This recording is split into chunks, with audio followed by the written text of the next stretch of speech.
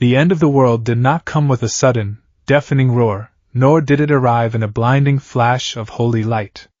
It came as a grinding, agonizing collapse. It smelled of pulverized concrete, burned ozone, and the coppery, cloying stench of blood that blanketed the ruined landscape of what used to be Japan. Izuku Midoriya, the ninth wielder of One for All, stood, or rather, dragged his broken body forward, through a graveyard of shattered heroes. The sky above was choked with swirling vortexes of bruised purple and sickly crimson clouds. There was no sun anymore. The dust kicked up by the cataclysmic clash of titans had blotted out the light hours, perhaps days, ago. Time had lost its meaning. His right arm hung uselessly at his side, the bones shattered into a jagged, agonizing mosaic beneath skin bruised black and purple. His left leg was entirely numb, held together only by the sheer, desperate tension of the black whip tendrils he had woven beneath his flesh like makeshift splints. Blood ran from his nose, his ears, and the vicious gash across his forehead, stinging his eyes and matting his unruly green hair. He was 19 years old, though his eyes looked 100. A few dozen yards away, amidst a crater that spanned for miles, stood the abomination that was once Tamura Shigaraki, now fully eclipsed by the parasitic, unending greed of All for One. The villain was a horrifying mass of shifting, regenerating flesh, a grotesque monument to stolen power. Tendrils of raw, corrupted energy lashed out from the monster's back, carving deep fissures into the earth with every lazy flick. Izuku's breath rattled in his chest. Each inhalation felt like inhaling broken glass. He was dying. He knew it with a clinical, detached certainty. His cells were unraveling under the sheer, ungodly strain of One for All push beyond its singularity. He had been using 120% of the stockpile continuously for what felt like an eternity, combining FA gene and gearshift in ways that tore his mortal vessel apart from the inside out. I failed, the thought whispered through his mind, a cold, venomous thing. He forced his eyes to track across the battlefield. To his left, half buried under a collapsed skyline, was a flash of familiar, ash-blonde hair. Katsuki Bakugo lay motionless, his chest still, his explosive fury finally, permanently extinguished. Further back, the sleek, shattered armor of Tenya Ida glinted dully under the crimson sky. Shoto Todoroki, frozen in a grotesque monument of his own ice, his fire entirely snuffed out. Achiko Uraraka, who had used her quirk to keep the crumbling earth from swallowing the civilian shelters, had simply never woken up from her exhaustion. Aizawa. Endeavor. Hawks. Dead. All of them. Is this the limit of the so-called symbol of hope? The voice of All for One echoed, not through the air, but directly into Izuku's skull, dripping with aristocratic amusement. The villain raised a hand, dozens of quirks coalescing into a blinding, destructive orb of dark matter at his palm. How tragic! How beautifully, utterly pointless! You have fought well, ninth, but the board is cleared. The game is mine. Izuku squeezed his eyes shut. A tear, hot and stinging, carved a clean line down his dirt-caked cheek. No. Not yet. Deep within the core of his being, the embers of One for All flared. It wasn't the roaring sun it had been at the start of the war. It was a dying star, collapsing inward, preparing for a supernova. Izuku felt the presences behind him, the vestiges. Nana Shimura's sorrow. Daigoro Banjo's raging defiance. En's quiet resolve. Yoichi Shigaraki's unending sorrow. They were with him. They had always been with him. Midoriya, Yoichi's voice echoed in the cavern of his mind, soft yet thrumming with impossible power. Your body cannot take another strike. It doesn't matter, Izuku thought back, his mental voice devoid of anything but raw, suicidal determination. If I die, he dies with me. I won't let him have this world. I won't. He forced his remaining good leg forward, planting it into the cracked earth. The air around him began to warp, screaming as the sheer density of kinetic energy bent the laws of physics. Green lightning, wild and jagged, erupted from his pores, intermingled with the violent purple arcs of gearshift. Before the battle, amidst the chaos of the evacuation, Eri had grabbed his hand. The little girl had poured every ounce of her stockpiled energy into him, crying, begging him to come back. That rewind energy was still in his blood, fighting a losing battle against the cellular decay of his quirk usage. It was a chaotic, unstable mix. The ultimate power of stockpiled time and force, one for all, clashing against the ultimate power of reversing time, rewind. Izuku didn't understand the physics of it. He didn't care. All he knew was that he had one bullet left, one for all. Izuku whispered, blood bubbling past his lips. 1,000,000%. He didn't scream. He didn't roar. He simply moved. Gearshift warped the space around him. He ignored inertia. He ignored friction. He became a localized distortion in reality, a green comet streaking across the abyss. All for One's eyes widened, a flicker of genuine, unadulterated terror piercing his arrogant facade. The villain unleashed the dark matter blast, a beam of annihilation meant to wipe the continent clean. Izuku met it head-on. His left arm, the one he had sworn never to break again, the one scarred by 100 battles, drew back. He felt the muscles snap like bowstrings. He felt the bones shatter into powder. He felt his very soul burn as the entirety of the quirk's history was funneled into a single, devastating point of impact. Detroit. Izuku's voice was lost in the vacuum of the collision. Smash! His fist connected with the villain's blast, piercing through the dark energy, shattering the kinetic barriers, the shock absorption, the regeneration quirks. His fist slammed directly into the center of Tamura Shigaraki's chest. For a fraction of a second, there was absolute silence. Then, the world shattered. The collision of energies did not merely explode. It collapsed the space around them. A sphere of blinding, searing white light expanded, consuming everything. Izuku felt the villain disintegrating beneath his fist, felt the parasitic soul of All for One scream as it was incinerated by the sheer purity of One for All's stockpiled will. But Izuku was burning, too. He watched his own arm dissolve into light. Then his shoulder. His chest. He felt no pain, only an overwhelming sense of lightness. The war was over. He had won. But the cost was everything. As his vision faded into total, blinding whiteness, the erratic, golden sparkles of Ares' rewind quirk flared violently around him, caught in the singularity of One for All's detonation. I'm sorry, Kaken, Izuku thought, his consciousness slipping into the void. I'm sorry, Uraraka. I'm sorry, Mom. I couldn't save you. He closed his eyes, expecting the final, dark embrace of death. Instead, he woke up to the smell of antiseptic and cheap lemon floor cleaner. Izuku gasped, his lungs hitching as he sucked in a desperate breath. He expected the taste of ash and blood. He tasted sterile, air-conditioned air. He squeezed his eyes shut, his entire body trembling violently. The roar of the battlefield still echoed in his ears, the explosions, the screaming, the tearing of reality. But beneath that auditory hallucination, there was a quiet, rhythmic hum. The buzzing of a fluorescent light overhead. He was sitting down. That was the first thing that registered. He was sitting on a padded chair, the vinyl sticking slightly to the back of his thighs. Am I dead? He thought wildly. Is this the afterlife?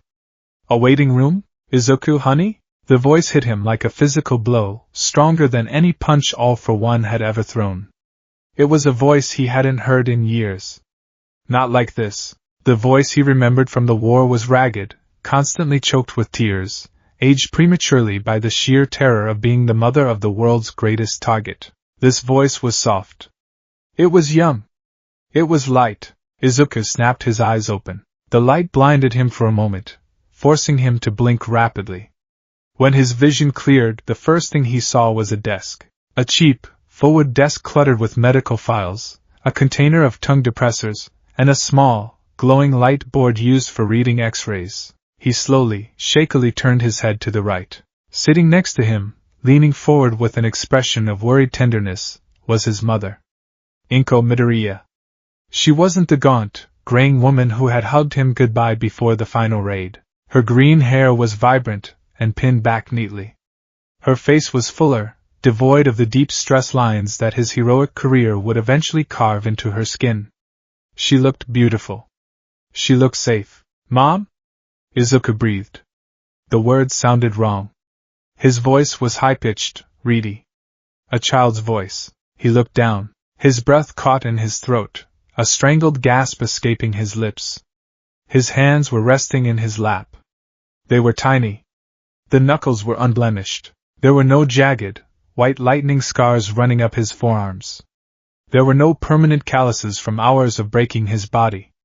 His fingers were short, pudgy, and completely flawless. In his left hand, he was loosely clutching an all-might action figure, the one with the Silver Age costume. Suddenly, a wave of intense, nauseating vertigo washed over him. His brain, the brain of a 19-year-old veteran who had seen the world burn, was suddenly attempting to interface with the neurochemistry of a 4-year-old. The sensory overload was catastrophic. The lights were too bright. The smell of the clinic was overwhelming. The texture of his little red shoes against the linoleum floor felt bizarre. Tears welled up in his oversized green eyes and spilled over his freckled cheeks, hot and fast. He couldn't stop them. It was an involuntary physiological reaction. His 4-year-old body was confused, overwhelmed by the emotional tsunami of an adult's trauma. "Oh, Izuku," Inko cooed, immediately reaching out and pulling him into a warm, gentle hug. She smelled like laundry detergent, and the faint scent of the vanilla perfume she used to wear before money got tight. "It's okay, baby. The doctor will be here soon. I know hospitals are scary, but you're being so brave." Izuku buried his face in her soft green sweater, sobbing openly. He wasn't crying because he was scared of the doctor. He was crying because she was alive. She was alive, she was warm, and she was here. As he cried, his mind raced at 1,000,000 miles an hour, desperately trying to construct a logical framework for what was happening. Genjutsu? A mental quirk? He ran through his internal database of villains. No. AFO is dead. I felt him die. I died. He focused inward, plunging into the depths of his own consciousness, searching for the familiar warmth of One for All. If this was a dream, or a quirk-induced illusion, he would be empty. The moment he looked inward, he almost choked. It was there. But it wasn't just there. It was terrifyingly vast. The stockpile was a roaring, tempestuous ocean of power, radiating with the sheer, ungodly strength of a quirk that had reached the singularity. He could feel the 7 distinct cores of the past users orbiting the massive sun of the stockpile. Black whip. Float. Danger sense. Smokescreen. FA gene. Gearshift. They were all there. But they were quiet. Dormant. Like gods sleeping in a temple. I have one for all, Izuku realized, panic beginning to curdle in his stomach. But my body.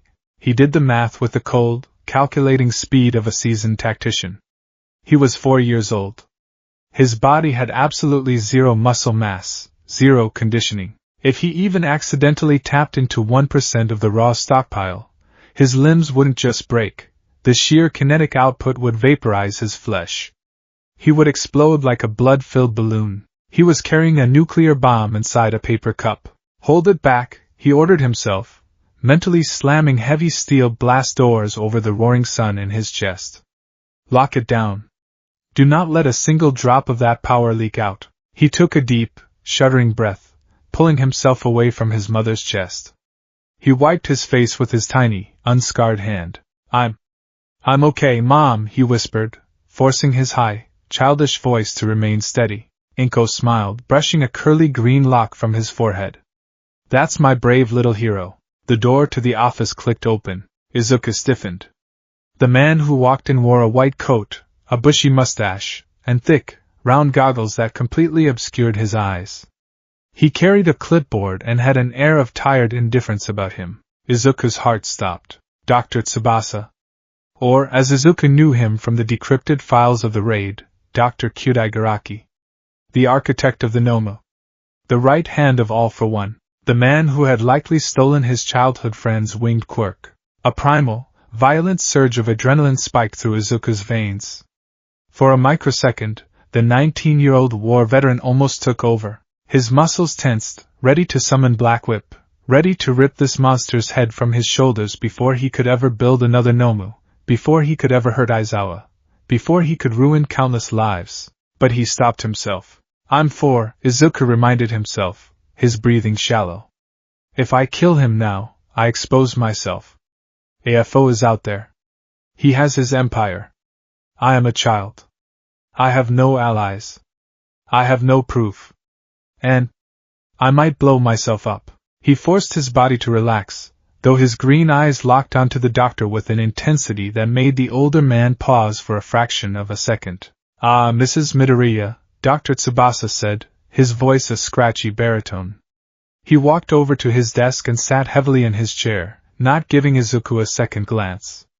I have the results of the X-rays. Izuku knew exactly what was about to happen. This was the day. The worst day of his first life. The day the world told him he was broken. The day his mother apologized instead of believing in him. The doctor turned to the light board and flipped a switch. A black and white X-ray of a small foot illuminated the room. You should probably give it up, Dr. Tsubasa said bluntly, not bothering to sugarcoat the devastation. Izuku watched his mother flinch as if physically struck. The hope drained from her face, replaced by a profound, sickening dismay.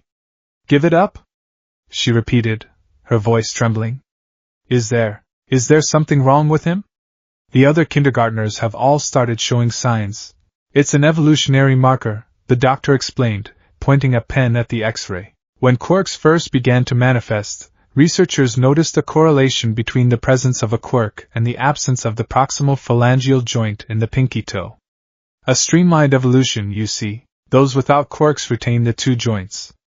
Like your son here. The doctor turned back to face them, his tone indifferent. He has two joints. He's quirkless. It's rare these days, but it happens. I suggest you look into realistic career paths for him. Heroics is out of the question. Silence descended upon the room. It was thick, heavy, and suffocating. Izuku looked at his mother. Inko was staring at the floor, her hands trembling in her lap. Her eyes were wide, welling with the tears that would soon break his heart. In his past life, Izuku had dropped his all-might figure. He had sat in his dark room for hours, rewatching the debut video, begging his mother to tell him he could be a hero. And she had cried, and she had apologized, and a chasm of unspoken guilt had opened between them that hadn't closed until he was 16. I have to change this, Izuku thought. I have the power to change everything. Right here. Right now. But how? He couldn't manifest the glowing, destructive power of One for All. A 4-year-old suddenly generating a strength enhancement quirk that shattered the room would draw the immediate attention of Dr. Garaki, and by extension, All for One. He would be taken. Dissected. Stolen. He needed a quirk that was believable. Something small. Something that could be passed off as a minor mutation or an emitter quirk inherited from a distant relative. Float?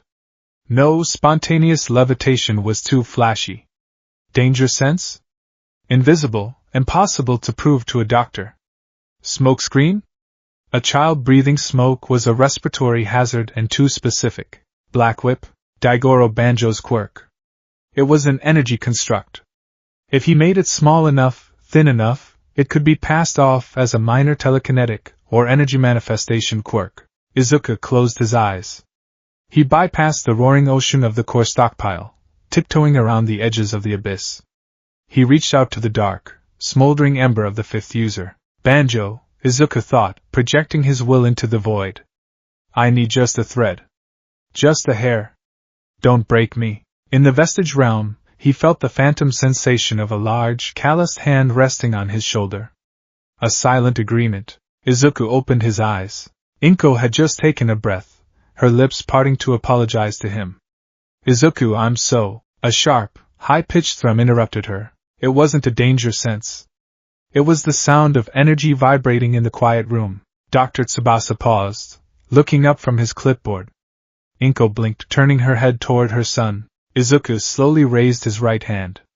He pointed his index finger toward the doctor's desk, his face set in an expression of intense, unchildlike concentration. From the tip of his small finger, a microscopic tendril of dark, teal-black energy erupted. It wasn't the thick, violent ropes he used to swing through cities. It was barely the thickness of a sewing thread. It wavered in the air, humming quietly, casting a faint, eerie glow on Izuku's pale face. It was agonizing. Holding the power back to such a microscopic degree was like trying to stop a waterfall with a thimble. Izuku's finger trembled violently, sweat instantly beading on his forehead.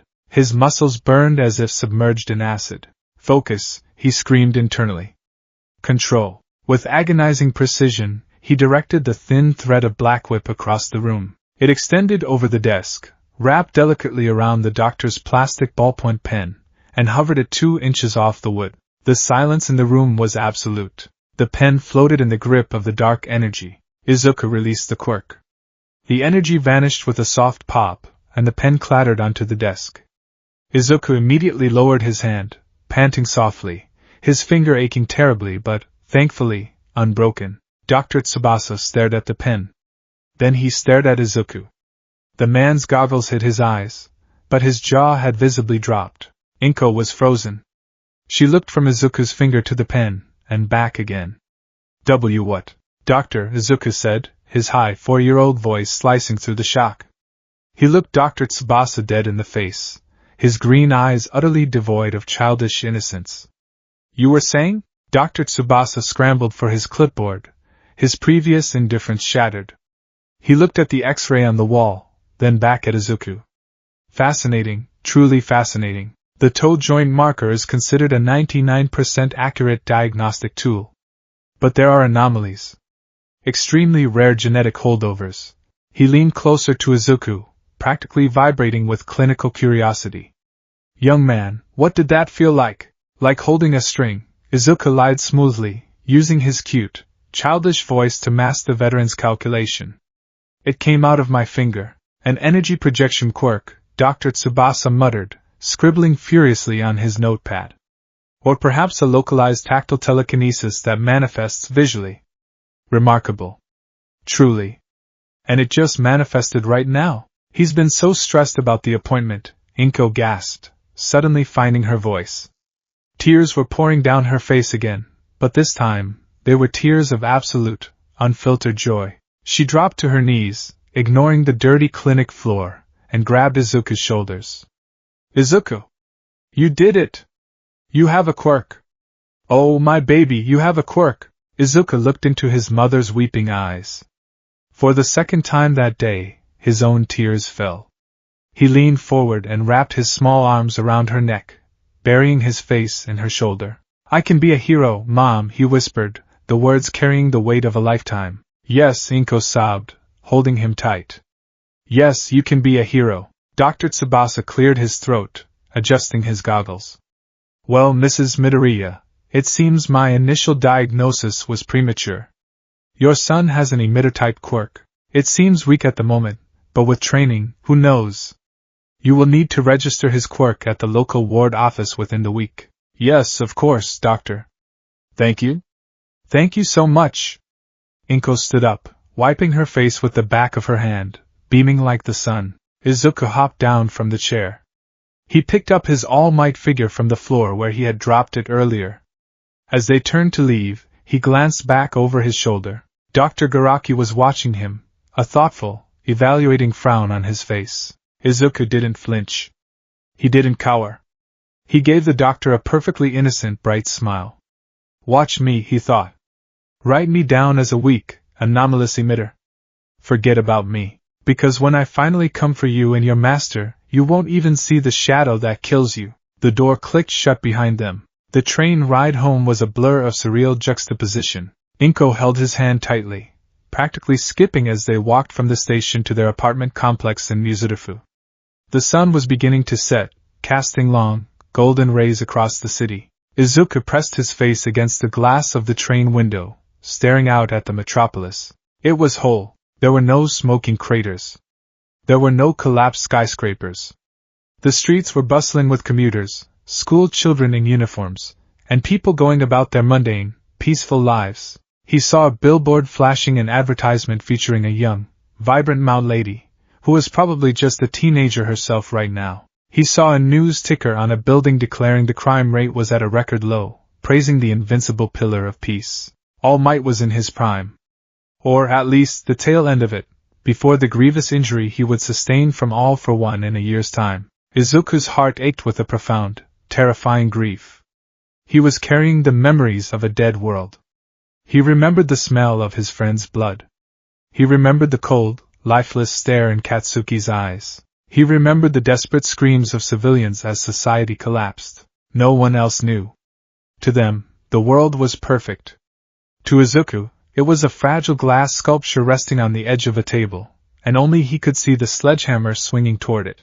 We have to celebrate, Inko chirped as she unlocked the door to their apartment. Katsudan tonight, Izuku. How does that sound? That sounds perfect, Mom, Izuku said, mustering the brightest, most childlike smile he could manage. The apartment was exactly as he remembered it. Cozy, cluttered, and smelling faintly of ginger and soy sauce. Izuku kicked off his red shoes at the Genkan and walked into the living room. I'm going to go play in my room while you cook, okay?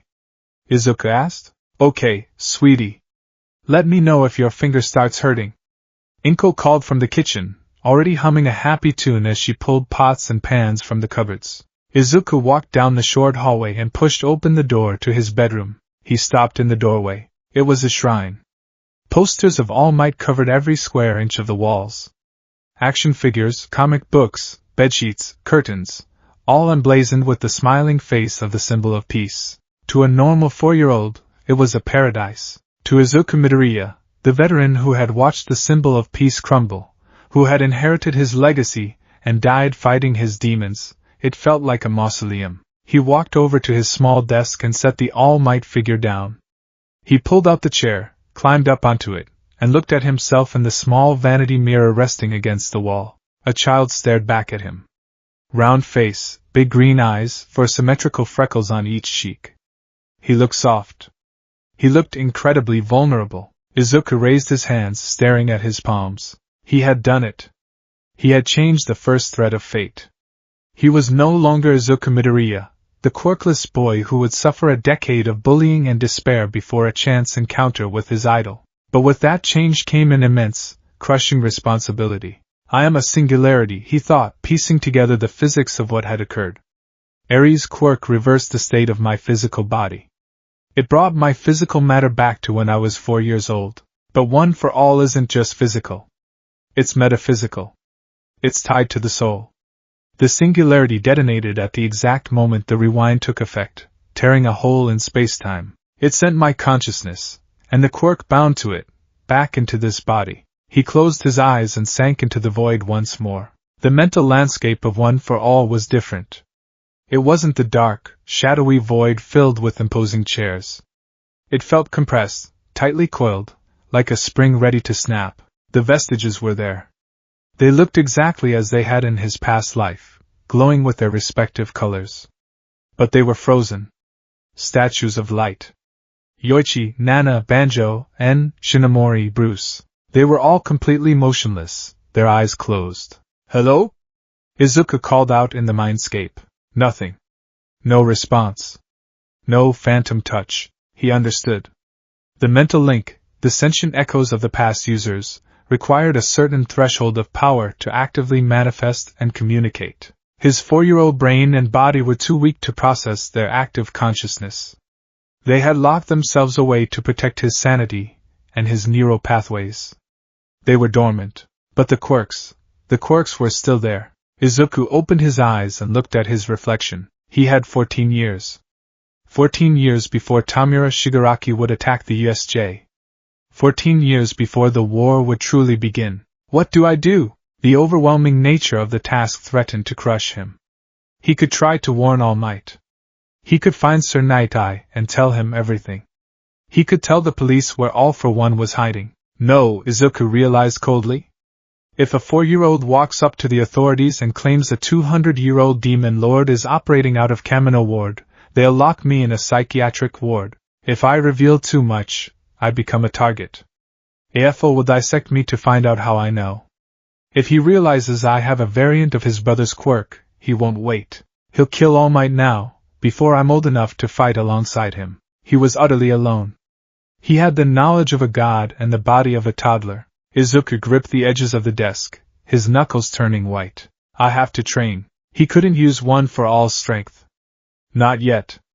The physical conditioning required to hold even 5% safely had taken him 10 months of cleaning a beach at age 14. He couldn't lift refrigerators now. But he could build the foundation. He could train his stamina. He could train his flexibility. He could master the secondary quirks that didn't require massive physical output. He could master Black Whip's precision. He could train danger sense to become a passive radar rather than an overwhelming headache. He could practice emitting smokescreen in controlled bursts to hide his movements. He could learn how to use float without burning stamina. And more than that, he could protect the people around him. He thought of Kaken, the loud, angry, arrogant boy who lived just a few blocks away. The boy who was destined to develop an explosive quirk, an explosive ego, and a superiority complex that would eventually lead to him being kidnapped, traumatized, and killed in a wasteland. I won't let you become that person, Kaken, Izuku vowed silently. I won't let you carry the guilt of my weakness. He thought of Shoto, currently enduring the agonizing abuse of his father. He thought of Uraraka, worrying about her parents' poverty. He thought of Ida, idolizing a brother who would be crippled. He thought of Tenko Shimura, trapped in the dark, being groomed into a monster. I remember everything, Izuku whispered to the empty room. I remember every mistake. Every death. Every failure. His reflection didn't blink. The soft, childish features seemed to harden, the green eyes darkening with a cold, terrifying resolve. Not this time, Izuku said, his voice dropping to a whisper that felt heavier than gravity itself. No one dies this time. I will fix the board. I will break the pieces if I have to. But this time, I am the game master. From the kitchen, the smell of frying pork cutlets drifted into the room. Izuku! Dinner is almost ready! Inko called out, her voice bright and unburdened. Izuku took a deep breath. He let the tension bleed from his small shoulders. He turned away from the mirror, plastering the innocent, joyful smile back onto his face. Coming, Mom! He yelled cheerfully. He ran out of the room, leaving the mausoleum of his childhood behind. He was a 4-year-old boy who had just received good news at the doctor's office. He was a son going to eat his favorite meal with his mother, but beneath his skin, in the deepest, darkest chambers of his heart, a fire that had burned for 9 generations began to slowly, meticulously build its heat. The embers of One for All were not dying, they were waiting. The game had been reset.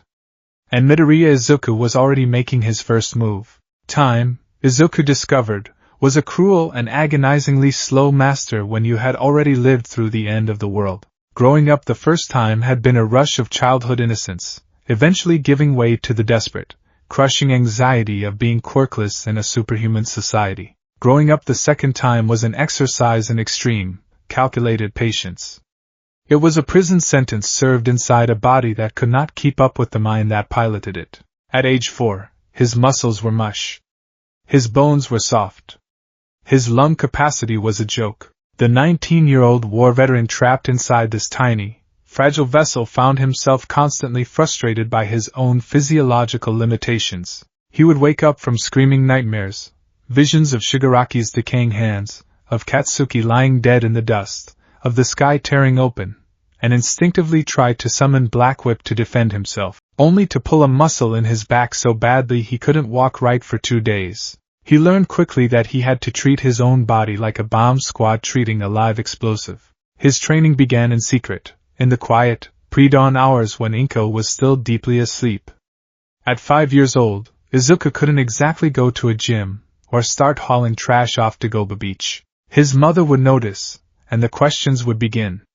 Instead, he started with the absolute basics of biomechanics and gymnastics. He cleared a small space in his all-might plastered bedroom, laying down blankets to muffle the sound.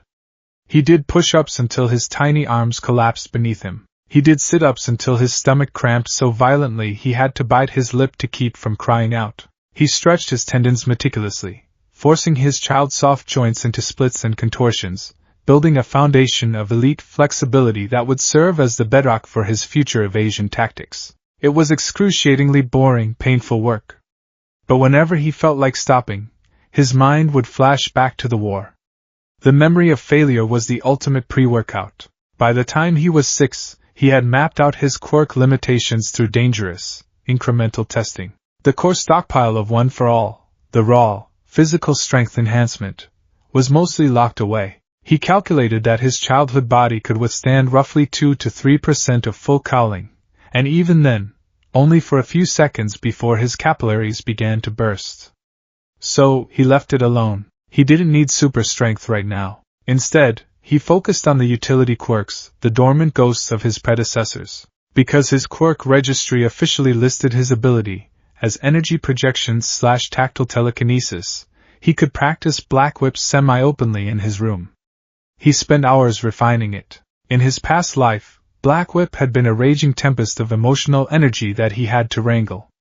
Now, with the emotional discipline of a veteran, he learned to manifest it as microscopic threads. He would sit on his bed, eyes closed, and use a thread of Black Whip no thicker than a spider's silk to pick up a pencil, turn the pages of a book, or juggle marbles. He trained it until it felt less like a quirk and more like an extra limb. Float was trickier. He couldn't let his mother catch him hovering near the ceiling. He practiced it at night, lying in bed, neutralizing his own gravity just enough to hover a millimeter above his mattress. It trained his stamina and his spatial awareness. Smokescreen he kept entirely hidden, save for microscopic puffs he would exhale out of his bedroom window into the night breeze, learning to control the density and chemical composition of the smoke. But the most pervasive, exhausting quirk was Danger Sense. In his original timeline, Danger Sense had awakened late, an overwhelming stab of pain in his skull. In this timeline, the quirk was awake from the moment he opened his eyes in the doctor's office. And in a bustling city like Muzurifu, danger was everywhere. A car swerving too close to the sidewalk, a dog barking aggressively, a neighbor burning their dinner. Danger Sense picked it up. For the first year, Izuku suffered from chronic migraines. He became quiet, withdrawn, his green eyes constantly darting around. Slowly, painfully, he learned to compartmentalize it. He built a mental dam, filtering the constant static of the city's minor threats, tuning the quirk to only trigger for genuine malice or immediate physical harm to himself. By the time he was 7, Danger Sense had shifted from a blinding alarm bell to a subtle, omniscient radar in the back of his mind. It was this radar that completely, fundamentally altered his relationship with Katsuki Bakugo. The day Katsuki manifested his explosion quirk, the playground hierarchy cemented itself just as it had in the previous timeline. Katsuki became the undisputed king. He was loud, he was aggressive, and his palms cracked with the terrifying, awe-inspiring power of a future hero. The other children flocked to him, a gaggle of sycophants eager to bask in his explosive glow. In his past life, Izuku had been one of them, trailing behind Katsuki with starry-eyed admiration, taking the insults and the eventual physical abuse because he believed Katsuki was the embodiment of victory. This time, things were different. Izuku had his own quirk, a weak one, according to the neighborhood kids, just some weird invisible string that could pick up pebbles. But it meant he wasn't the lowest rung on the ladder. More importantly, Izuku simply didn't care about playground politics. He was a 19-year-old soldier in a 7-year-old's body. When Katsuki boasted about his quirk, setting off firecrackers in his hands and declaring he would be better than All Might, Izuku didn't gaze at him in awe. He just watched him. He watched the ash-blonde boy with eyes that were ancient, tired, and profoundly sorrowful. When Izuku looked at Katsuki, he didn't see a bully. He saw the teenager who had apologized to him in the rain. He saw the young man whose heart had been pierced on a battlefield, who had died trying to buy Izuku a few more seconds. Because of this, Izuku couldn't bring himself to be angry with Katsuki. He couldn't be afraid of him. He just felt an overwhelming, heavy fondness, mixed with a fierce, protective resolve. Katsuki, however, hated it. Even at 7 years old, Katsuki's instincts were sharp. He thrived on the reactions of others, their fear, their awe, their submission. But Deku gave him none of that. Deku sat on the swings, reading advanced textbooks he had borrowed from the public library, completely ignoring the explosive displays of dominance. The breaking point happened by the river. It was a hot summer afternoon. Katsuki was leading his usual march through the woods, balancing on the log that bridged the shallow creek. Izuku was trailing far behind, his mind miles away, mentally calculating the physics of gearshift. Suddenly, Katsuki slipped. In the original timeline, Katsuki had fallen into the water. Izuku had rushed down, offering a hand, making Katsuki feel weak, sparking the explosive resentment that would define their relationship for a decade. This time, Danger Sense flared, a minor, dull prickle. falling hazard. Before Katsuki could even cry out, before gravity could pull him halfway to the muddy water, Izuku reacted. It wasn't a conscious thought. It was the battlefield reflex of a pro hero. Izuku didn't run down the bank. He stayed right where he was. He casually raised his hand, 2 fingers extended. A whip of teal-black energy, thin as a wire but strong as steel, snapped through the air faster than the eye could track. It wrapped securely around the back of Katsuki's shirt collar and pulled taut. Katsuki gasped, dangling in midair, a foot above the rushing water. He flailed his arms, utterly bewildered. Izuku flicked his wrist.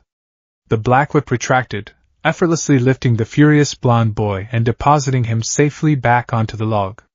The energy dissipated into thin air. The other lackeys stared, wide-eyed. Katsuki stood frozen on the log, his chest heaving, his pride violently short-circuiting. "Careful, Kaken," Izuku said mildly, his voice even and calm.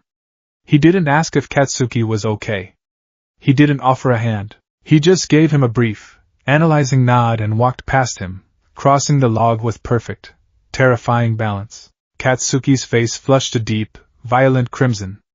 "I didn't need your help, DKU," he shrieked, small sparks igniting in his palms. "I wasn't going to fall." Izuku stopped on the other side of the bank. He turned around and looked at Katsuki. There was no fear in his green eyes. There was no intimidation.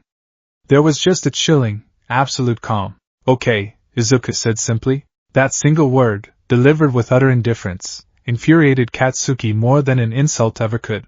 With a feral yell, the blonde boy lunged off the log, propelling himself forward with a small explosion from his right hand, aiming a wild, haymaker punch directly at Izuku's face. "Threat detected, danger sense whispered." Izuku didn't brace himself. He didn't raise his arms to block. To his battle-hardened mind, Katsuki's movements were playing out in slow motion. The telegraphing was amateurish, the balance was completely off, and the trajectory was predictable. As Katsuki's fist sailed toward his nose, Izuku simply tilted his head 2 inches to the left. The punch whiffed empty air. Katsuki's momentum carried him forward, stumbling clumsily. Izuku didn't strike back. He merely shifted his weight, extended his left foot a fraction of an inch, and let Katsuki trip over it. Katsuki face-planted into the dirt with a heavy thud. The silence that descended upon the forest was absolute. The lackeys stopped breathing. Katsuki scrambled up, his nose bleeding slightly, his red eyes wide with shock and pure, unadulterated rage. "You!" He lunged again, this time swinging a series of wild, exploding strikes. What followed was a scene that would permanently alter the trajectory of Katsuki Bakugo's ego. Izuku didn't fight. He just existed in the spaces where Katsuki's fists weren't. He swayed, ducked, and pivoted with a fluid, terrifying grace. His hands remained casually in the pockets of his shorts. He used no quirk. He used no strength. He simply read Katsuki's body language and stepped out of the way, letting the explosive boy exhaust himself against the empty air. After 30 seconds of furious, missing strikes, Katsuki was panting, his chest heaving, his quirk fizzling out in his sweaty palms. He stared at Izuku, panting, humiliated, and deeply, fundamentally confused. Izuku hadn't broken a sweat. He looked at Katsuki with that same tired, ancient gaze. "Anger makes you predictable, Kaken," Izuku said, his voice quiet, lacking any malice or mockery. It was the tone of an older brother correcting a math problem. "You lead with your right shoulder. You forget your footwork when you spark your palms. If you're going to be the #1 hero, you need to be smarter than that." Katsuki's mouth opened, but no words came out. His entire worldview, the belief that he was an untouchable god and Deku was a worthless pebble, shattered into a million irreparable pieces in the dirt. Izuku didn't wait for a response. He turned and walked away toward his house. From that day on, the bullying ceased. Not out of respect, but out of a deep, unsettled caution. Katsuki Bakugo began to train furiously, obsessively, driven no longer by a superiority complex, but by a terrifying, gnawing realization. Deku was miles ahead of him, and he didn't even care.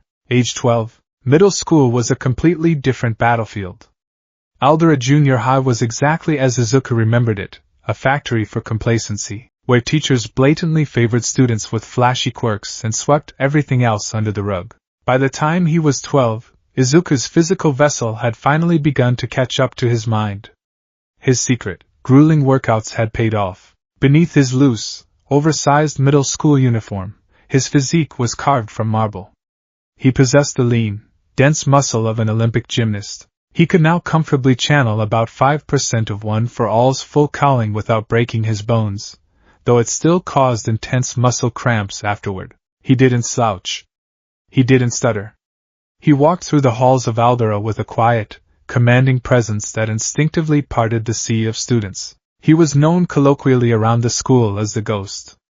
He never started fights, he never raised his voice, but there was an aura of suppressed, lethal danger around him that even the teachers unconsciously respected. His quirk was registered as Poltergeist, a cover story he had carefully cultivated over the years. He explained it as a telekinetic mutation that allowed him to manipulate small objects and generate kinetic force fields. It was an excuse to use Black Whip defensively, to explain why he could leap impossible distances, using float and FA gene, and why no one could ever land a hit on him in sparring matches. Katsuki, meanwhile, had grown into his power.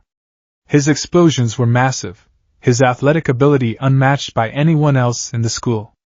Except, of course, the one boy he could never, ever touch. Their dynamic was strange. It wasn't a friendship, but it wasn't the toxic, abusive bullying of the first timeline. It was a one-sided, hyper-aggressive rivalry. Katsuki would constantly challenge Izuku, demanding sparring matches, trying to bait him into a real fight.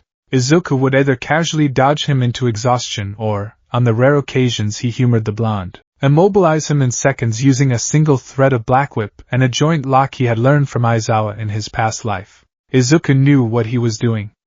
He was breaking Katsuki's ego early. He was forging the explosive boy's raw talent on an anvil of humility, ensuring that when Katsuki finally reached UA, he wouldn't be a volatile, uncooperative liability. But dealing with middle school drama was a sideshow. Izuku's real work began when the sun went down, age 13. The realization had come to Izuku during a late-night study session. He was analyzing the historical timeline of the League of Villains, piecing together the events that had led to the catastrophic war. Tamura Shigaraki didn't build an army overnight. The League of Villains was supplied by an intricate, sprawling underworld network. Brokers like Jiren provided them with recruits, black market support items, funding, and safe houses. The Noma project required massive amounts of illegal medical supplies and kidnapped subjects, operating right under the noses of the pro-heroes. If Izuku waited until he was at UA to start fighting, it would be too late. The board would already be set. Shigaraki's forces would be entrenched. He couldn't rely on the pro-heroes. They were reactive. They waited for crimes to happen, then swooped in to look good for the cameras. All Might was a deterrent, yes, but a deterrent against overt villainy, not the shadowy, subterranean rot that All for One cultivated. I need to strike first, Izuku decided. I need to bleed their supply lines dry before Shigaraki even knows what hit him. And so, the urban legend was born. It was a Tuesday night in November. A bitter chill hung over the city of Muzurifu. In his bedroom, Izuku Midoriya locked his door. He opened his closet and pulled out the gear he had been slowly acquiring over the past year using his meager allowance, and cash he found dropped on the streets. It wasn't a hero costume. It was tactical, entirely utilitarian. Black cargo pants loaded with deep pockets. A tight, long-sleeved black compression shirt. Dark combat boots with thick, silent rubber soles. A pair of reinforced, fingerless leather gloves.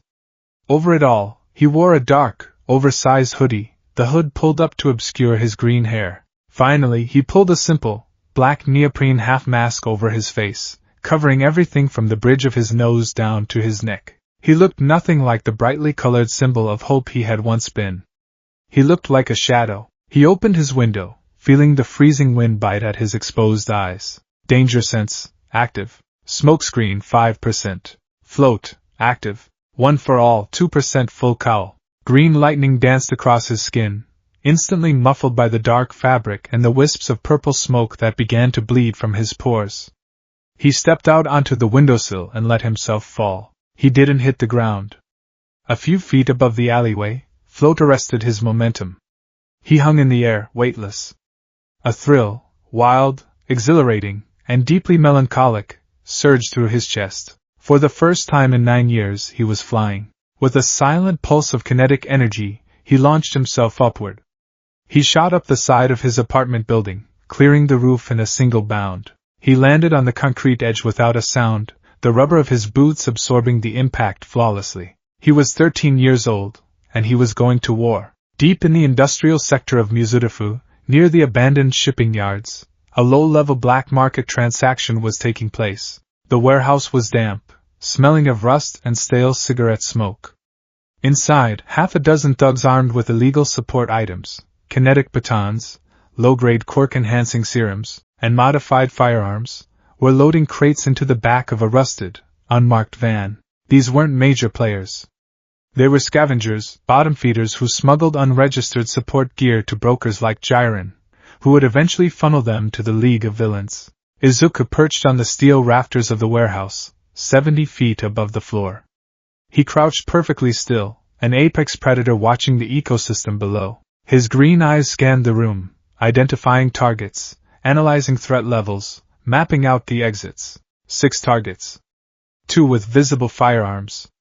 3 with physical mutation quirks. 1 emitter. Hurry it up, the boss, a burly man with skin made of cracked stone, growled at his lackeys. Jiren wants this shipment in Kamino by dawn. If we're late, he docks our pay, and I dock your teeth. Izuku took a deep breath. He let smoke screen bleed out. He didn't expel it in a massive burst. He let it pour from his skin like heavy, violet liquid. It cascaded down from the rafters in total silence, rapidly filling the upper volume of the warehouse before sinking like a thick, unnatural fog toward the ground floor. Hey, one of the thugs muttered, squinting into the sudden gloom. Where's this smoke coming from? Is there a fire? Boss, I can't see the truck, another panicked. Within 10 seconds the entire ground floor was consumed in a dense, impenetrable cloud of purple smog. Visibility was reduced to absolute zero. The thugs coughed, pulling their weapons, suddenly blinded in their own territory. Up in the rafters, Izuku dropped. He used float to control his descent, diving into the smoke without a sound. Danger sense mapped the room for him in perfect, agonizing detail. He didn't need to see. He knew exactly where everyone was. He landed behind the first thug, a man holding a kinetic baton. Before the man could even register a presence behind him, Izuku struck. He channeled 3% of one for all into a precise, open-palmed strike to the bundle of nerves at the base of the man's neck. It wasn't a punch meant to break bones. It was a surgical strike designed to sever consciousness. The man dropped like a puppet with its strings cut, emitting nothing more than a soft sigh. Kenji? The boss called out into the smoke.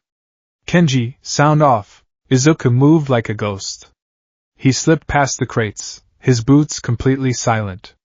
He found the 2 men with firearms standing back to back, aiming wildly into the smog. Izuku summoned Black Whip. 2 thin, razor-sharp tendrils shot out of the gloom. They wrapped around the barrels of the firearms, instantly crushing the metal mechanisms with a terrifying squeeze, rendering the guns useless. What the hell? Before the men could drop the broken weapons, Izuku swept their legs from under them. As they fell, 2 precise kicks to their temples sent them into immediate, deep unconsciousness. 3 down. Panic erupted in the warehouse. The remaining men began to fire blind blasts of their quirks, small fireballs, spikes of bone, into the smoke, terrified of the invisible demon picking them off. Izuku let them panic. Fear was a tool, and he wielded it like a master craftsman. He used his small size to his advantage, ducking under a wildly swung pipe and using the attacker's own momentum against him, tossing the man into a stack of heavy wooden crates with a sickening crunch. Show yourself! The boss roared, his stone skin hardening as he wildly swung massive fists into the smoke. You coward!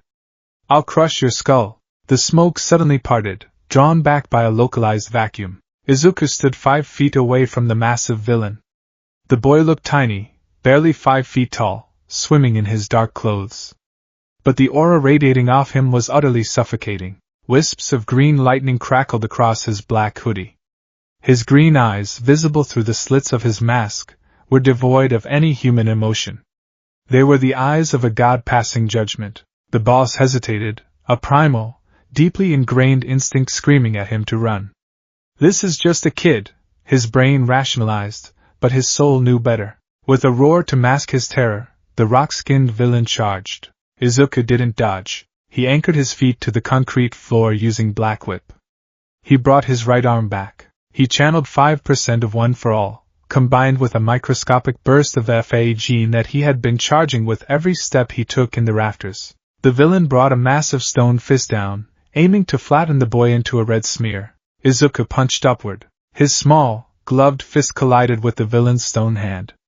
The impact sounded like an artillery shell detonating inside an enclosed space. A shockwave tore through the warehouse, completely blowing away the remaining smoke screen and shattering the overhead lights. The villain's stone skin spiderwebbed, then violently shattered into 1,000 pieces. The kinetic force traveled up his arm, dislocating his shoulder and sending his massive, 300-pound body lifting off the ground, flying backward 20 feet before crashing into the windshield of the van. The boss slumped onto the hood, out cold, his shattered arm hanging uselessly. Izuku stood in the center of the devastated warehouse. The silence rushed back in, broken only by the groans of the unconscious thugs. Izuku flexed his right hand. His knuckles ached, bruised but unbroken. He walked over to the boss. He knelt down, pulling a zip tie from his cargo pocket, and bound the man's massive wrists together. He did the same for the rest of the crew, stacking them neatly by the warehouse doors. He didn't leave a note. He didn't call the police. The anonymous tip he had set up via a burner phone would direct a patrol car here in exactly 10 minutes. Izuku walked out of the warehouse into the freezing night air. He activated float, shooting up onto the roof of an adjacent building. He stood on the ledge, looking out over the city of Muzurifu. The neon lights blinked in the distance, a false beacon of peace in a society unknowingly standing on the edge of a cliff. This was the first strike. The first domino. By the morning, the criminal underworld would be whispering about a phantom that dismantled a hardened smuggling crew without leaving a single trace of evidence. The pro-heroes wouldn't know what to make of it. The police would sweep it under the rug as gang violence. But down in the dark, all for one's supply chains would begin to rot. Izuku pulled his mask down, letting the cold wind cool the sweat on his face. He looked up at the stars, unclouded by the ash and dust of a ruined world. "I'm coming," Izuku thought, his mind projecting the threat across the city, aiming it at the man in the vault. "Take your time. Gather your pawns. Enjoy the peace while it lasts." He pulled his hood tighter against the cold and stepped backward, vanishing into the shadows of the city he had sworn, in this life and the last, to save. Springtime in Muzurifu carried a deceptively sweet fragrance. The cherry blossoms drifted through the warm April air, blanketing the sidewalks in a soft, pink snow. It was the kind of idyllic, picturesque season that made people forget the fragility of their world. To the students of Aldera Junior High, it signaled the beginning of their final year, a time for ambition, young love, and the terrifying prospect of high school entrance exams. To 14-year-old Izuku Midoriya, the cherry blossoms were just the countdown timer. 10 months. In 10 months, the UA entrance exam would take place. Shortly after that, Tamura Shigaraki would breach the USJ, dragging the League of Villains into the light, and plunging the societal dagger that would eventually bleed Japan dry. Izuku sat at his desk near the back of the classroom, his chin resting on his knuckles as he stared blankly out the window. He was no longer the soft, trembling boy of his past life, nor the frail child who had first woken up in Dr. Tsubasa's clinic. At 14, his body was a meticulously crafted weapon. Beneath his standard black Gakurin uniform, his physique resembled that of an Olympic gymnast, lean, hyperdense muscle carved through a decade of brutal, unrelenting secret conditioning. He could now safely channel roughly 8% of One for All without shattering his bones, though he rarely needed to. His mastery over Black Whip, Float, and Danger Sense had reached a level of unconscious fluidity. To the criminal underworld of Muzurifu, he was a terrifying urban myth known only as the Ghost, a phantom vigilante who systematically dismantled low-level smuggling rings and black market support item dealers, without ever leaving a trace. To the students and teachers of Aldera Junior High, however, he was simply Midoriya, the quiet, slightly unnerving kid with the poltergeist quirk who never smiled, never started fights, and absolutely never lost one. Since you're all third years, it's time for you to think seriously about your futures. Mr. Suzuki, the homeroom teacher, declared from the front of the room, holding a thick stack of career aptitude forms. He paused, a smirk playing at his lips. But I know you're all planning to go into the hero course anyway. He threw the stack of papers into the air. The classroom erupted into cheers as students eagerly showed off their quirks: elongated fingers, minor water manipulation, localized levitation. It was a cacophony of mediocrity. Izuku didn't move. He kept his eyes on the cherry blossoms outside. Yes, you all have wonderful quirks. Mr. Suzuki laughed, trying to restore order. But remember, using your powers in school is against the rules. Now let's see. Bakugo, you're aiming for UA. High, aren't you? The classroom fell silent. All eyes turned to the front row, where Katsuki Bakugo sat with his boots propped up on his desk. He didn't have the cocky, untouchable smirk he had worn in Izuku's first life. Instead, his jaw was set in a tight, permanent clench. I aced the mock exams, Katsuki grunted, his voice a low, gravelly rumble. I'm the only one from this garbage school who even has a shot. I'm going to UA, and I'm going to surpass All Might. That's a fact. The class murmured in awe, but Katsuki didn't bask in it. Instead, his crimson eyes snapped to the back of the room, glaring directly at Izuku. It was a look of intense, burning frustration. For the past 7 years, Katsuki had trained like a man possessed. He had pushed his explosion quirk to devastating limits, mastered his combat reflexes, and dominated every physical test Aldera had to offer. Yet he knew the truth. Every time he looked at Izuku, he was reminded of the day by the river. The day the quiet, green-haired boy had dismantled him without throwing a single punch. Izuku felt the glare. He finally turned his head away from the window and met Katsuki's gaze. Izuku's expression was flat, his ancient, green eyes devoid of challenge. He simply blinked slowly, an unspoken acknowledgement, before looking back down at his desk. Katsuki's knuckles popped as he gripped the edge of his desk, a tiny wisp of smoke curling from his palm. He hated that look. He hated that Deku looked at him not like a rival, but like a veteran watching a rookie playing with wooden swords. Speaking of UA, Mr. Suzuki said, adjusting his glasses and looking at his clipboard. Midoriya. You're also applying for UA, aren't you? The class didn't laugh. In the original timeline, this had been the moment Izuku was ruthlessly mocked, his quirkless status thrown in his face. Now, a heavy, uncomfortable silence descended upon the room. No one mocked Midoriya Izuku. Yes, sir, Izuku replied evenly, his voice calm and polite. Right. Well. Good luck, the teacher muttered, moving on quickly to avoid the strange, heavy aura that always seemed to surround the boy. When the final bell rang, Izuku packed his bag with methodical precision. He didn't linger to chat. He slung his yellow backpack over his shoulder and slipped out of the classroom, seamlessly weaving through the crowded hallways without brushing against a single person. The walk home was usually a time for Izuku to review his vigilante patrol routes, mapping out the remaining supply depots operated by Jiren's associates. He took a shortcut away from the main streets, winding through a quiet residential area that led toward a large concrete underpass. As he approached the shadow of the bridge, danger sense flared. It wasn't the agonizing, blinding spike that signaled the presence of All for One or Anomu. It was a sharp, localized thrum at the base of his skull. Immediate malice. Imminent threat. Izuku stopped walking. His posture shifted instantly from a relaxed slouch to a coiled spring. His eyes darkened, scanning the environment. Empty street. No cars. Below, his instincts whispered. Behind him, a heavy, iron manhole cover rattled violently. With a sickening, wet suction sound, it was blown clean off its hinges, clattering loudly against the pavement. From the dark depths of the sewer, a massive, putrid wave of dark green sludge erupted. It smelled of rotting garbage, sewage, and stagnant canal water. The mass of fluid rose 10 feet into the air, coalescing into a vaguely humanoid shape. 2 bulbous, erratic eyes and a jagged mouth formed in the center of the muck. A medium-sized meat suit. The sludge villain gurgled, its voice wet and guttural. Perfect. I need to hide, and you're just the right size, kid. Don't worry, it'll only hurt for about 45 seconds. Then it'll all be over. The villain lunged, a tidal wave of suffocating slime rushing forward to engulf Izuku. Izuku didn't scream. He didn't drop his notebook.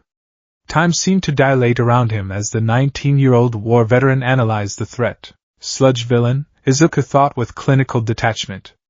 Fluid body. Immune to blunt force without immense air pressure. Vulnerable points, the eyes and the mouth. In my last life, he nearly drowned me, and then he captured Kaken. A cold, suppressed fury flared in Izuku's chest. This pathetic creature had been the catalyst for so much pain. It had humiliated Katsuki, nearly suffocated him, and exposed his weakness on national television. Not this time. Izuku dropped his backpack. He didn't reach for Black Whip. It would slice right through the liquid without grabbing anything solid. He didn't need to run. He planted his left foot firmly onto the concrete.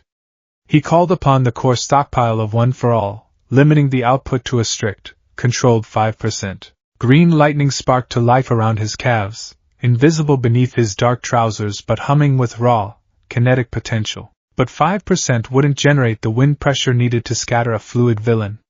He needed more. Izuku reached into the void of the vestiges and tapped into the third user's quirk, FA gene. Every step he had taken today, every flex of his muscles during his morning workout, had been silently stockpiling kinetic energy in his legs. He had a massive reservoir of it, just waiting to be released. The sludge villain was mere feet away, its tendrils reaching out to force themselves down Izuku's throat. Die quietly, brat! The villain roared. Izuku exhaled. No. He pivoted on his left foot and whipped his right leg around in a devastating, high-arcing roundhouse kick. He released a calculated burst of FA gene simultaneously with the physical strike. He didn't make contact with the sludge. He didn't have to. The sheer, unadulterated kinetic force of the kick broke the sound barrier. A shockwave of highly compressed air exploded from Izuku's leg, shrieking like a jet engine. The air pressure hit the sludge villain like a solid wall of titanium moving at Mach 3. The villain's confident sneer vanished, replaced by an expression of absolute, cartoonish terror for a fraction of a second before the wind pressure annihilated him. The sludge didn't just scatter, it was atomized. The massive volume of muck was blown backward with such violence that it splattered against the concrete walls and ceiling of the underpass, completely plastered in a thin, wet layer across the concrete. The villain's eyes rolled across the pavement, dazed and completely immobilized. The shockwave continued, rattling the windows of nearby buildings and kicking up a massive cloud of dust that swirled around Izuku. Izuku slowly lowered his leg, the green lightning fading instantly. He brushed a speck of dust off his uniform sleeve, his breathing perfectly even. He looked at the splattered, groaning remnants of the villain with absolute disgust. He walked over to his dropped backpack, pulled out 2 empty 2-liter soda bottles he was saving for recycling, and began meticulously scooping the incapacitated slime into the plastic containers, screwing the caps on tight. He had just finished placing the second bottle on the ground when the manhole cover erupted again. "Fear not, citizen!" A booming, earth-shaking voice echoed through the underpass. A massive figure vaulted out of the sewer, landing with a heavy thud that cracked the pavement. He stood over 7 feet tall, dressed in a white t-shirt and green cargo pants. His muscles were impossibly large, his blonde hair styled into 2 iconic tufts that defied gravity.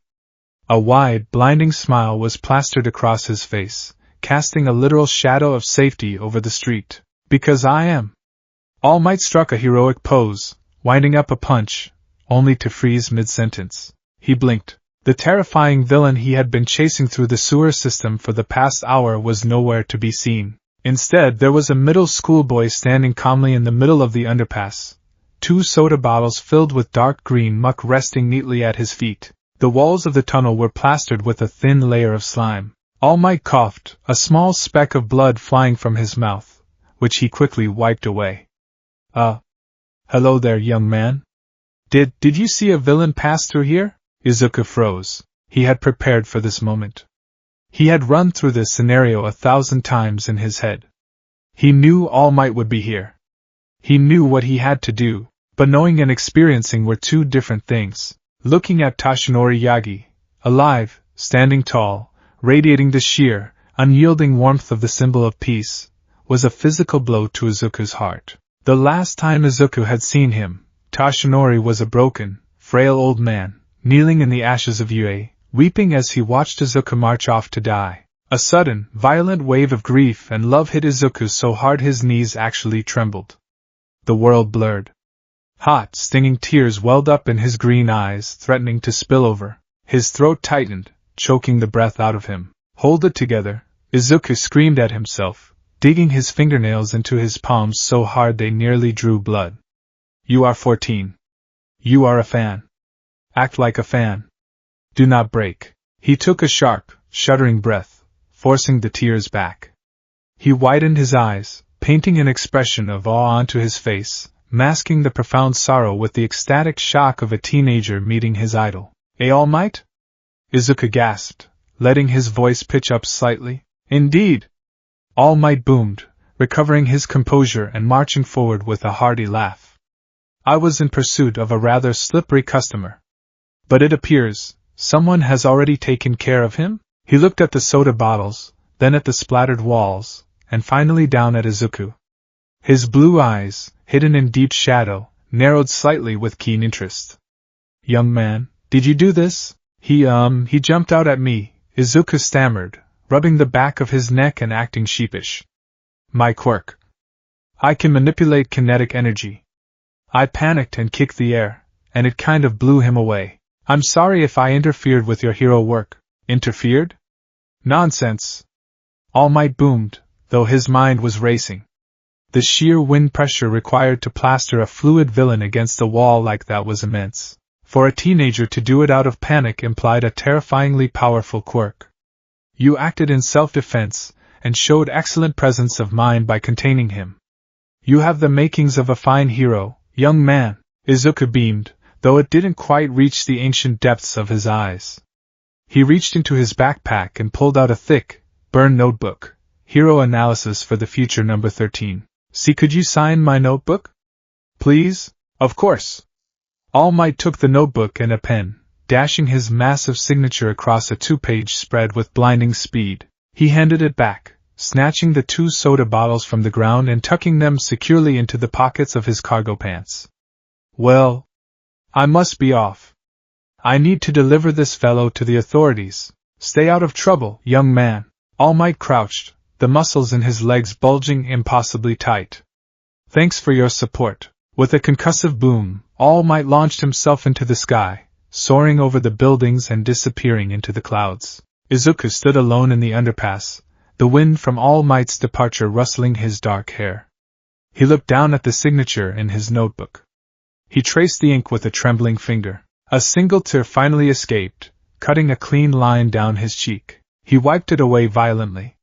There was no time to cry. He closed his eyes and pushed his danger sense outward, shifting it from a defensive radar into an active tracking sonar. He wasn't looking for malice this time. He was looking for a specific absence. He was looking for the flickering, dying flame of a man pushing his body far past the breaking point. He found it. A few blocks away, the massive, overwhelming presence of All Might suddenly spiked, stuttered, and then plummeted, like a bonfire doused in ice water. Izuku slipped his notebook into his bag and began to walk. He didn't run. He moved with the silent, purposeful stride of an assassin. 2 blocks over, in a narrow, grime-filled alleyway secluded from the main street, the symbol of peace was dying. Toshinori Yagi collapsed against the brick wall, coughing violently. A thick stream of crimson blood splattered onto the pavement. Plumes of steam hissed from his body as his massive, muscular frame rapidly deflated, shrinking down into a gaunt, skeletal husk of a man. His clothes, which had fit perfectly seconds ago, now hung off him like a deflated parachute. He slid down the wall, clutching his side, his breathing a wet, ragged wheeze. He had pushed it too far. The 3 hours of hero work today had completely drained his reserves. Every breath felt like inhaling broken glass. Pathetic, Toshinori thought bitterly, wiping the blood from his chin with a trembling, skeletal hand. The symbol of peace, hiding in an alley like a wounded stray. A shadow fell over him. Toshinori flinched, instinctively trying to summon one for all to transform, but his body screamed in agony, refusing to respond. He looked up, his sunken, shadowed blue eyes wide with alarm. Standing at the entrance of the alley, silhouetted by the afternoon sun, was the green-haired middle schooler from the underpass. The boy wasn't looking at him with horror. He wasn't screaming. He wasn't pulling out a phone to take a picture of the ruined hero. He was just watching him, his expression completely unreadable. "Why, young man?" Toshinori gasped, panic seizing his heart. His secret, the one thing holding the fragile piece of society together, had just been discovered by a child. "Wait. I can explain. You see, I'm a fake. A body double. The real All Might is." Izuku didn't say a word. He walked into the alley, his footsteps completely silent against the concrete. He reached into his pocket. Toshinori braced himself, unsure of what to expect. Izuku pulled out a clean, neatly folded white handkerchief. He knelt down in front of the skeletal man, his green eyes meeting Toshinori's sunken blue ones. He gently offered the cloth. "Wipe your mouth, All Might," Izuku said softly. His voice lacked any trace of the stammering fanboy from 10 minutes ago. It was calm, grounded, and terrifyingly mature. "You're bleeding." Toshinori stared at the handkerchief, then at the boy. His mind went blank. He slowly reached out, his trembling fingers taking the cloth. He dabbed the blood from his chin. You know it's me? You have the exact same eyes," Izuku replied evenly. "And your presence, it didn't disappear. It just condensed." Toshinori sighed, a long, defeated sound that seemed to carry the weight of the world. He leaned his head back against the brick wall. "Well, I suppose the cat is out of the bag. Please, young man, you must not tell anyone what you see here today. If the world knew the symbol of peace was this." With a trembling hand, Toshinori pulled up the left side of his oversized t-shirt. Izuku's breath itched, but he forced his face to remain a mask of calm. The injury was horrific. A massive, jagged network of deep purple and blackened scar tissue radiated out from the center of Toshinori's chest, a grotesque spiderweb that looked like a localized meteorite impact. 5 years ago, Toshinori said, his voice raspy. "An enemy did this to me. Half my respiratory system was destroyed. I lost my entire stomach. I've had repeated surgeries, but the damage is permanent. I can only do hero work for about 3 hours a day now. The rest of the time, I look like this." He looked at Izuku, expecting to see pity. Or fear.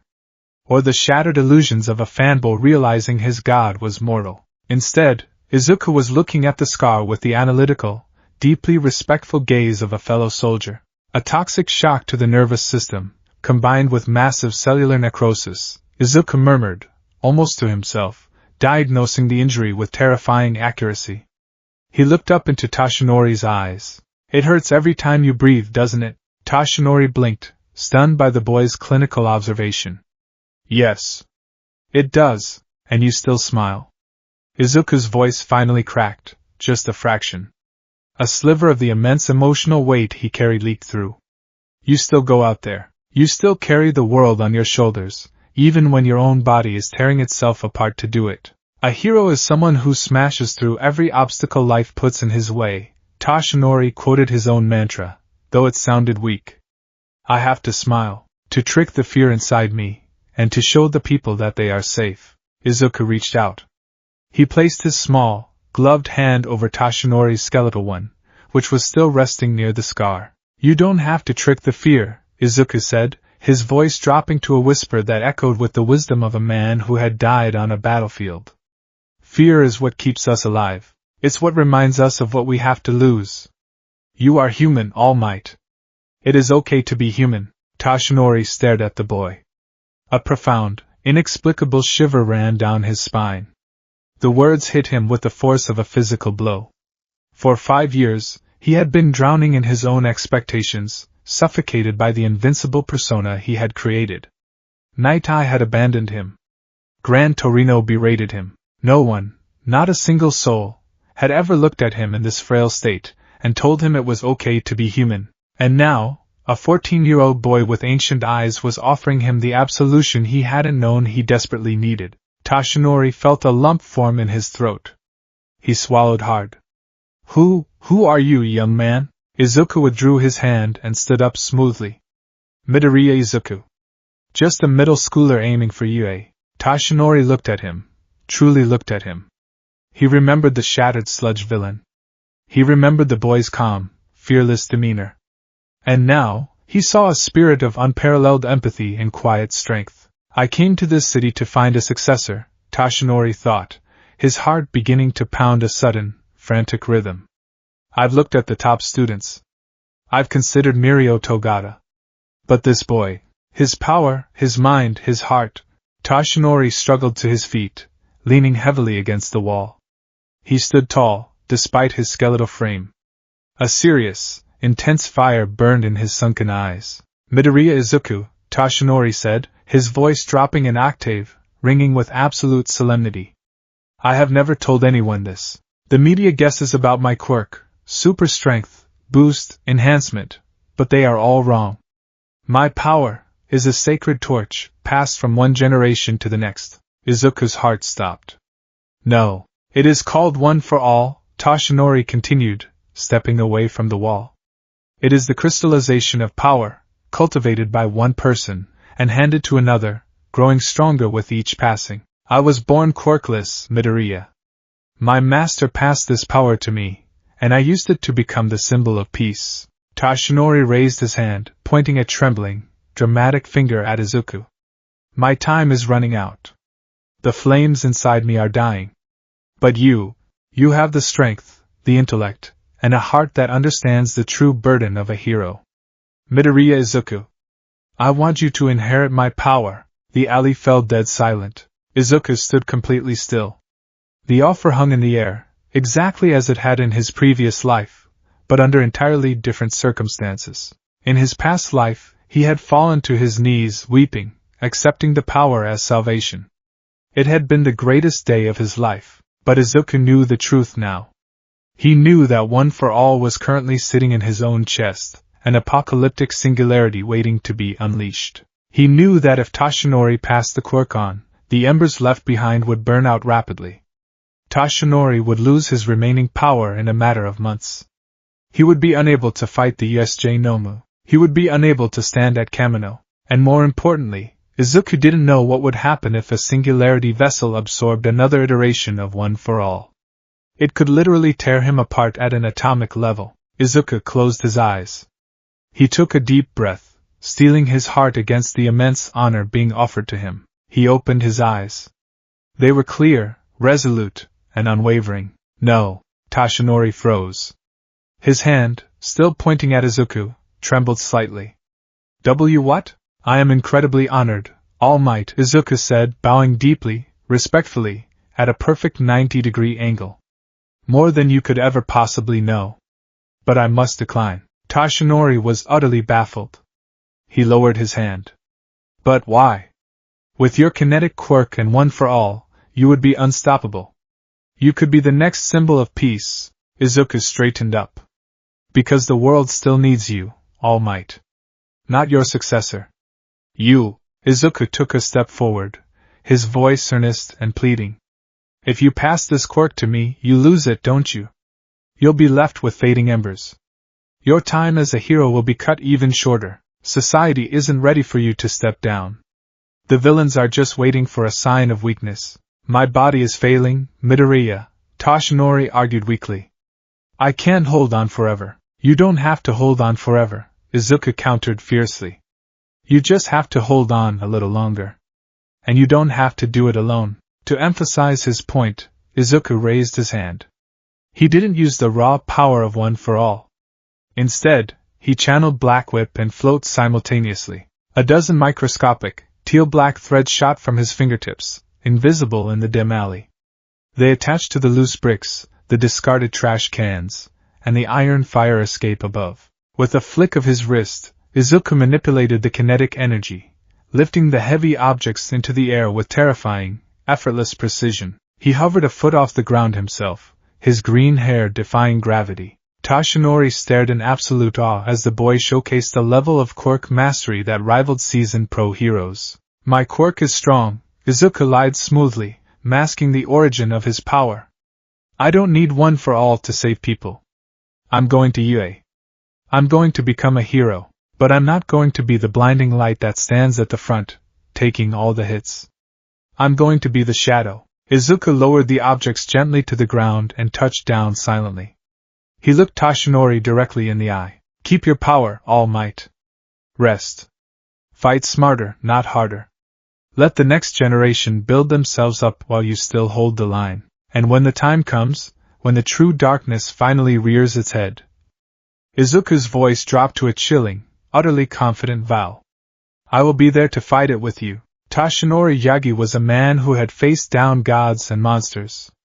He had stood against the ultimate evil and survived.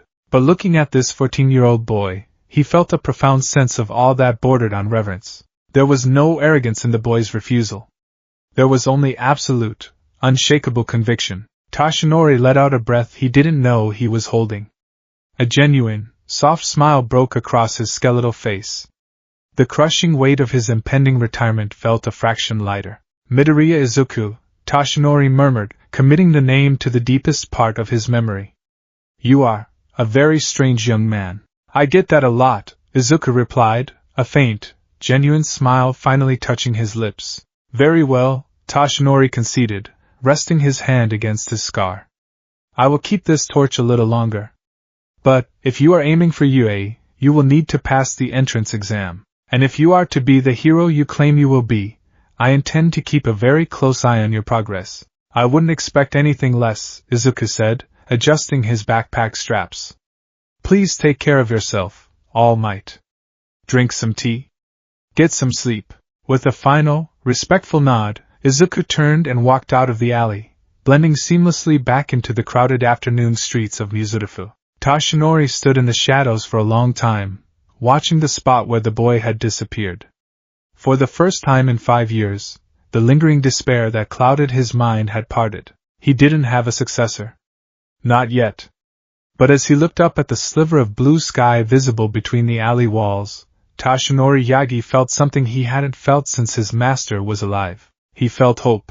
High above the city, standing on the edge of a water tower, Izuku pulled his black neoprene mask over his face.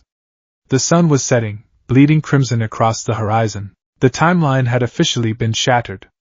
Katsuki had never been captured by the sludge villain. All Might had never offered Izuku his power, ensuring the symbol of peace would retain his embers much longer than canon. Izuku had just removed himself from the board as a target of All for One's immediate obsession regarding the quirk's lineage. The entrance exam is 10 months away, Izuku thought, green lightning beginning to spark around his gloves as he activated a low percent of full cowl. He looked toward the industrial district.